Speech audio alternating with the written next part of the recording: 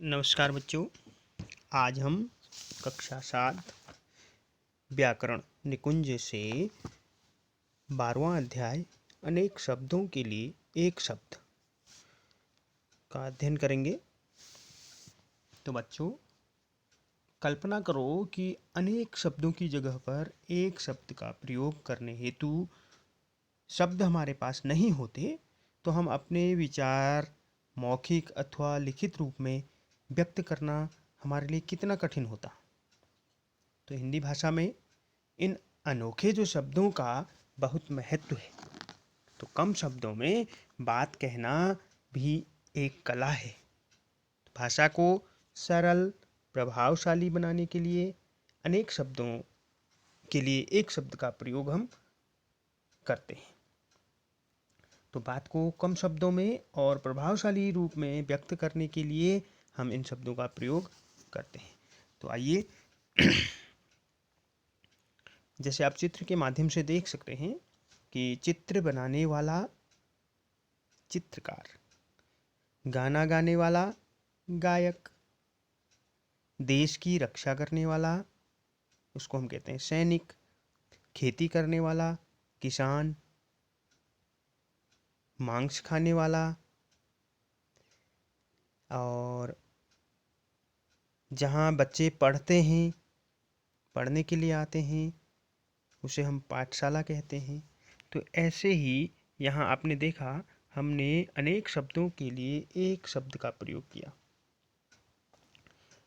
तो सदा रहने वाला अगर हम कहें, जो हमेशा रहता है, उसको हम शाश्वत कहते हैं। ऐसे ही कुछ उदाहरण यहाँ दिए गए हैं।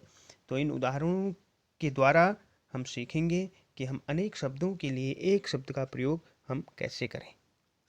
तो शब्दों को जो प्रयोग किया जाता है, शब्दों के प्रयोग से हम अपनी अभिव्यक्ति को प्रभावशाली बना सकते हैं। तो ऐसे ही कुछ उदाहरण यहाँ दिए गए हैं, उन पर हम चर्चा करेंगे। जिसकी कभी मृत्यु न हो, उसको कहते हैं हम अमर, अमर हो जाना। जिसमें दया की भावना न हो, निर्दय या निर्दयी, जिसके मन में दया न हो। जिसका आदि न हो, अनादि।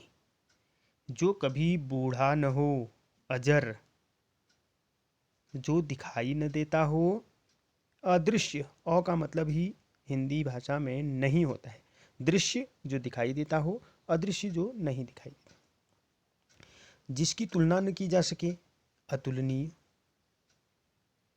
जिसका कोई आकार न हो, निराकार। जो जानने की इच्छा रखता हो, जो कुछ भी जानने की इच्छा रखता है तो उसे जिज्ञासु कहते हैं हम। कक्षा में भी आप देखते हैं कुछ बच्चे पूछते रहते हैं कि ये ऐसा कैसे, सर ऐसा कैसे।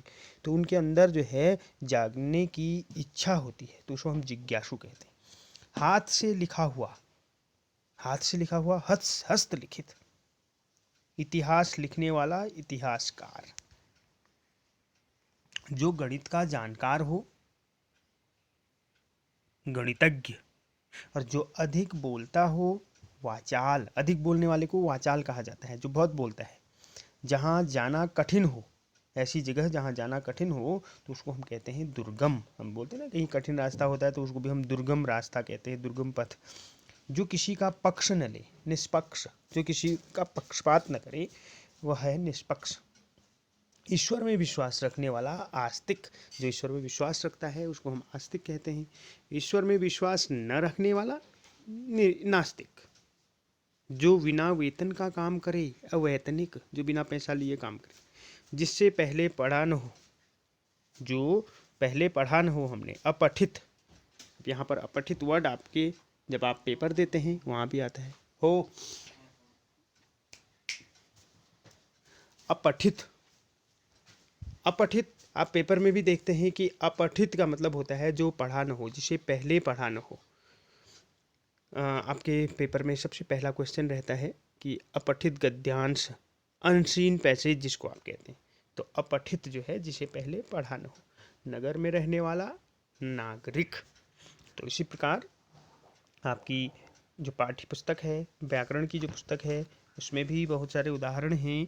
तो उनको भी हम कुछ देखते हैं सदा रहने वाला शाश्वत, दूर की सोचने वाला दूरदर्शी, नभ में उड़ने वाला नभचर, जल में रहने वाला जलचर। हम आप प्रश्न कर सकते हैं ना, हम कहेंगे कि बच्चों मछली कहाँ रहती है? जल में। मगरमच्छ कहाँ रहता है? जल में। पक्षी कहाँ रहते हैं? पक्षी कहाँ चलते हैं? आसमान में।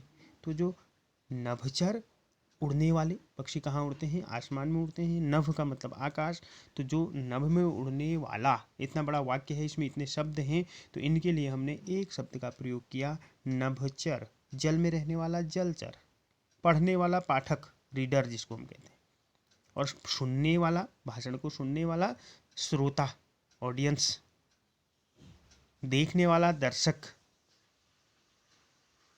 भाषण देने वाला वक्ता, रास्ता दिखाने वाला पथ प्रदर्शक, अपने पर निर्भर रहने वाला स्वावलंबी, और जो दूसरे पर निर्भर रहता है उसे क्या कहते हैं हम? अपने पर निर्भर रहने वाला स्वावलंबी, दूसरे पर निर्भर रहने वाला आश्रित। दूसरे पर निर्भर रहने वाला जो है वह आश्रित होता है। तो इसी के साथ साथ हम बहुत सारी चीज़ें सीखते हैं। हमने कहा कि नभ में उड़ने वाला नभचर, उसी का विलोम हो गया जल में रहने वाला जलचर। हमने कहा कि आत्मनिर्भर रहने वाला स्वावलंबी, और जो दूसरे पर निर्भर रहता है वो आश्रित। प्रतिदिन होने वाला दैनिक, सप्ताह में होने वाला साप्ताहिक, ठीक है। और मेहनत जो करने वाला होता है उसको हम परिश्रमी कहते हैं। जो बहुत बोलता है उसको हम वाचाल कहते हैं। जिसका अंत न हो अनंत, जिसका कोई आकार न हो निराकार, जिसे पढ़ा न हो अपठित, अभी आया था, ठीक है। तो जिसमें कोई दोष न हो निर्दोष, और जिस स्त्री का पति मर गया हो उसे विधवा कहते हैं। जिस पुरुष की पत्नी मर गई हो उसे विधुर कहते हैं। तो इस प्रकार आपकी पुस्तक में भी बहुत सारे उदाहरण दिए हैं, इनकी सहायता से भी आप पढ़ सकते हैं। तो आज की जो हमारी वीडियो थी, आज का जो हमारा पाठ था, अनेक शब्दों के लिए एक शब्द का प्रयोग हमने सीखा।